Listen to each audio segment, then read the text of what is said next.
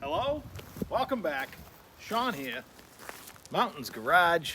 I hope that you can hear me. I don't have fancy microphones, and the wind is blowing. Not only that, there's construction happening in my neighborhood.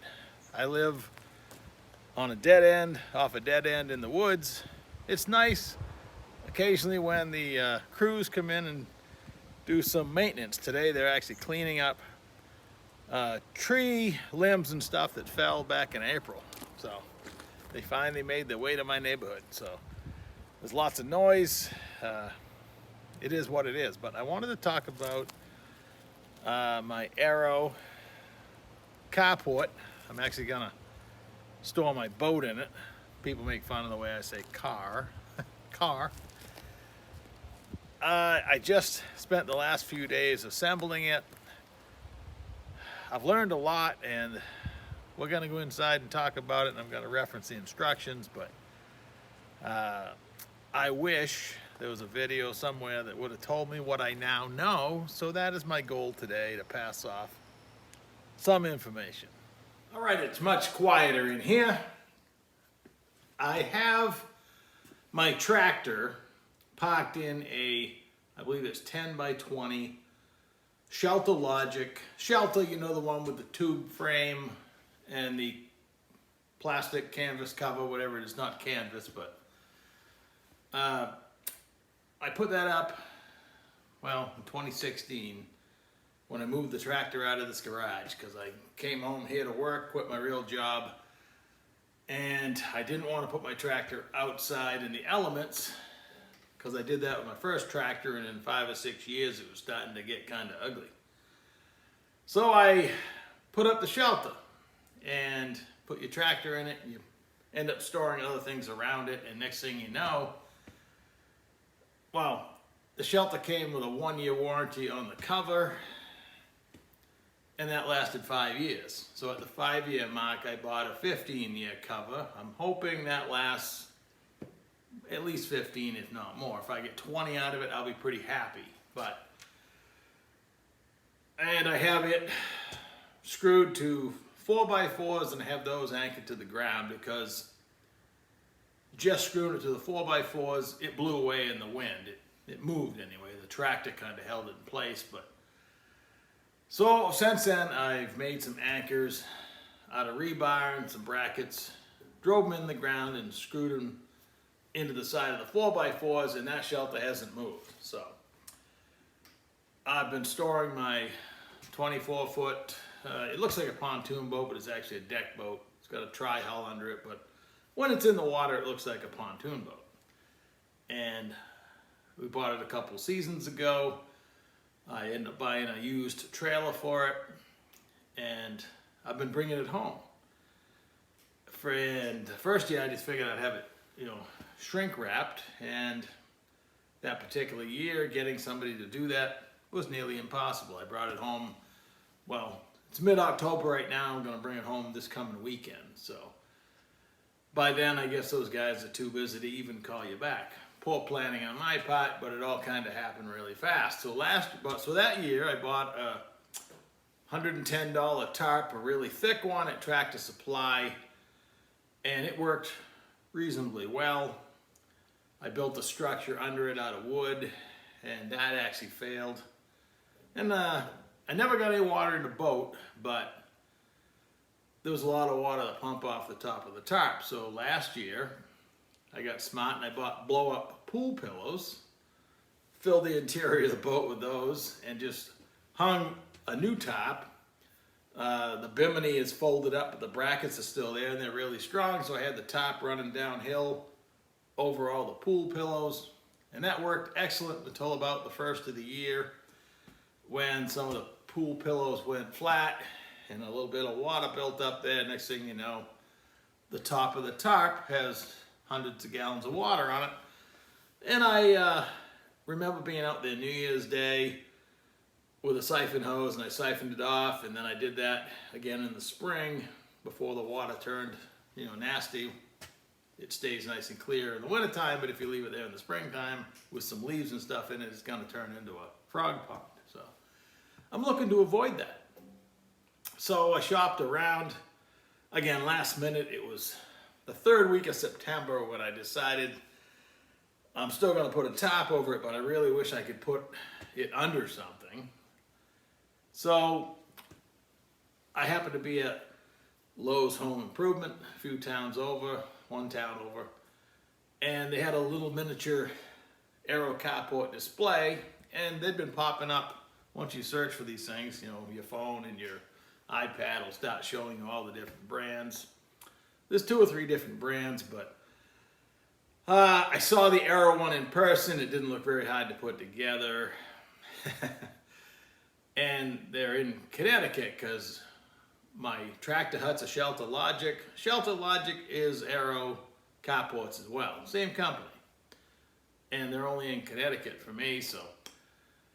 And Lowe's, I think Shelter Logic was having a sale. Lowe's was passing it along. I ordered it through the Lowe's website, delivery to my local store for free, and it was here in 3 days. Pretty impressive. 8 boxes. What they do, I wanted, it's 9 feet high, 12 feet wide, 29 feet long. The boat's 23.8 or whatever, and plus the outboard sticks out, plus the trailer, so I figured, you know, they had a 20, a 24, and a 29. So 24 was going to be close. I went with the 29. So what they do, they sell you a 7 foot high, 12 foot wide, 20 foot kit, and then they throw extra boxes in. I'm thinking to myself, there's no way I'm going to be short something. I was short some parts on the simple shelter I put over the tractor. That's just a tube frame that my son and I put together. He was only, what, 6 years old. But so I was a little nervous, and I took my car trailer to go get it.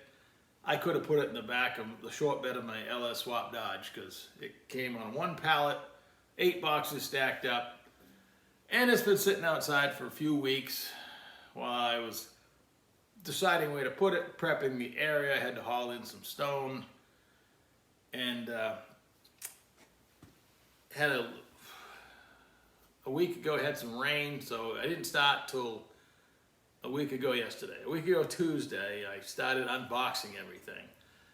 And my thought that afternoon, I started around noontime, that I will be about 80 years old by the time I put all these pieces together. But the only way to move forward, what do they say, the only way to eat an elephant is 1 bite at a time. So I just started on step 1 of my picture-only instructions. There's no, they call out the parts and the pieces by part number, and there's no words. And that's okay, because, you know, that works. The first thing I noticed, and I suspected it might cause me trouble, was I took a picture of it, a still picture. First thing you do is build the base. Just a bunch of 2x2 tubing with pre-welded pieces of 2x2 tubing sticking straight up. They give you a dimension between the uprights. Non-critical, but also strange, is they give you 6-inch pieces of smaller box tubing that slides inside. It's exactly 6 inches. They tell you to stick one end out 3 1/4. Why not just stick it out 3 inches and put it in the middle? I did it like they said. It doesn't matter. I could have just done 3 inches. I thought that was weird to start with, but what concerned me was they give you a dimension between the uprights of, I believe it's 53 3/4. Let me check. Yes, it's 53 3/4. The problem is they didn't weld them on accurately. They vary. 53 3/4 was about the minimum, so I could have started cutting the powder coated steel and then it's just going to rust. I figured, you know, I always say this out loud to myself, you know, what do regular people do that don't have a fab shop and, you know, a lot of tools? They still put these together, so I should just be able to soldier on, and I'm sure that's critical, but how critical can it be? The second thing I noticed in step 2 is the arch at the very top is bent in some kind of bender. It actually crimps it pretty bad. it's bent for the arch, and it's only about this long. The center of the bend is not in the middle. So that, once again, I figured, I'll just, put them all the same way if I can, because there's really no way to tell without measuring each one, but I'll just have to be really careful when I put down the first row of roofing, because I knew this was going to get difficult. I had a feeling, because every time you have a dimensional error caused by the manufacturing process, it's probably going to catch up with you. So I assembled all the arches, and I just set the arch down without the extensions, because again, they sell you a 7-foot high kit. Mine's a 9-foot one at the sides, so I have 2-foot extensions on each one. So deciding how I'm going to be able to do this by myself, I mean, altogether it's heavy, but individual pieces wasn't that bad. So to get it square, I just took 2 arches, the front and the back ones, set it on each of the sides, the bottoms that I just finished, and I had prepped the area, but getting it absolutely perfectly flat over 30 feet, not only flat front to back, but side to side, that can get kind of tricky unless you have a lot of tools and time, and I didn't want to spend that much time, so I just graded it with the bucket of my tractor. And then I knew I was going to screw the bottom flange, if you will, the bottom box tubing, to some 4x4s. So I went to I was going to buy 2 16-footers because, it's a 29-foot carport, so I figured I needed 30 feet of wood. Come to find out that 29-foot dimension is the roof panels. The frame itself is about 27 feet. So, whatever, it worked out. So what I did, I couldn't buy 2 16-foot 4x4s because they were shaped like a banana. So I bought 3 10-footers for each side. I leveled the middle one. So now you only got to deal with getting a 10-foot piece of wood level. And I mirrored the one on the other side, and I checked the side to side, so I knew my height was good, and the center 10-foot 4x4 was level. And I set the entire side, the box tubing for the shelter, and screwed it to the middle one, and then I subsequently screwed it to the 10-foot 4x4 on either end. And in my case, it dropped down on both sides, so it actually pulled the wood up and showed me what perfectly level was, and I just, for now, threw some stone under it where it was off the ground. And now that I've got the hut pretty much up, I'm going to tomorrow haul some more stone and finish filling it in, but kind of a lazy way to do it, but it was effective. I used galvanized 3/8 by 4.5 lag bolts, wound them in with my impact, with my cordless impact. Again, it pulled all the boards up perfectly straight. My center one was perfectly flat, and I just had to fill in underneath. So kind of a quick and dirty way to do it, but now I was good front to back, and then I set the arches, the front and back arches, just 2 feet off the ground. Checked my level side to side, and then with the help of my son and a long tape measure, we squared it. So I knew I was starting off with the frame square. It wasn't that big a deal to stand the uprights up with the 2-foot extension plus the 7-footer, so I'm up 9 feet. And then just go up on a ladder, carry the thing up by myself, and set it on there, kind of start one side, start the other. No big deal. It comes with some very nice self-tapping screws with a clear plastic washer on every one. It has a washer head, and they go in pretty well. You can even reuse them if you make a mistake. I had to reuse a couple. It seems like you accidentally grab a dull one when you're up on a ladder and you reached way out trying to, because the self-drilling in that box tubing is, like I said, it was 14 gauge, so it's pretty thick. But all in all, it goes pretty good. It makes a lot of material that you don't want to leave on the roof panels, because then you'll have rust spots. So anyway, the frame was now assembled. I've checked it for square. I checked every upright, and in spots where they weren't perfectly straight up and down, I would use a a ratchet strap to make sure that I was starting as square as possible. Then I set the staging up, and I went up, and you start the roof panels in the middle, and you work front to back, and you overlap them with the overlap facing forward, which is the opposite you normally do when you're like putting on vinyl siding. Like if the front of your house, you don't want all those butts facing you. You kind of want them to go the other way so you don't see them with your eyes. Well, in this case, they have you do it the other way. Yes, you could do it opposite, but I just went with the instructions. Getting the top row straight is critical. And again, you can't just measure that hump in the middle, because if you eyeball that and then measure down to the only good measuring spot is the break where that arch piece turns into the next piece. I found, and this is where everything I tell you from here forward are things I've learned the hard way.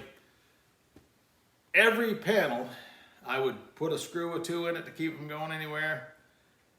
Got off the stage and down the ladder and stare at it from the ground. If it didn't pass the eye straight test with my eye, which was, again, you kind of like, there's no good way to measure it by yourself anyway. So I got the first row on of the center panels, and then started working on the sides, and soon found out that the 2 or 3 bottom panels that weren't uprights, that weren't spaced correctly, when they welded them in a jig at the factory, they're missing by 1/4 to 1/2 inch.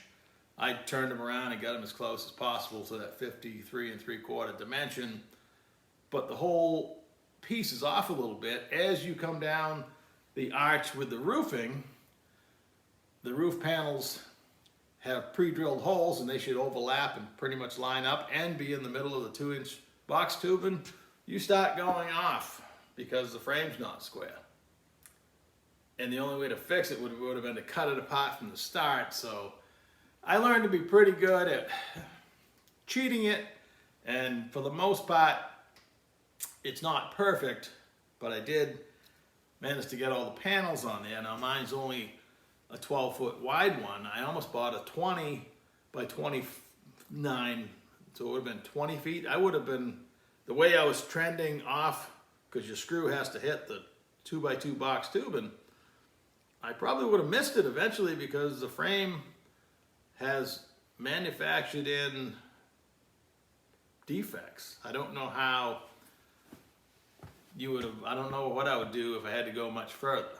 They have you put 2-sided foam tape. It comes with, a backing on one side.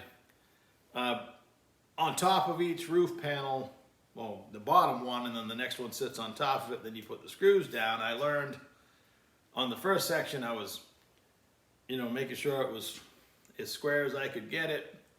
Put a couple screws in the front and a couple screws in the back, and then that turned out to be a mistake. I learned to trust myself after a while and put all the screws in, because you just went over the panel behind you, and then when you go to the second row, you have to go under the first one and then over the other one. It's somewhat complicated and cumbersome with the sticky tape as well, but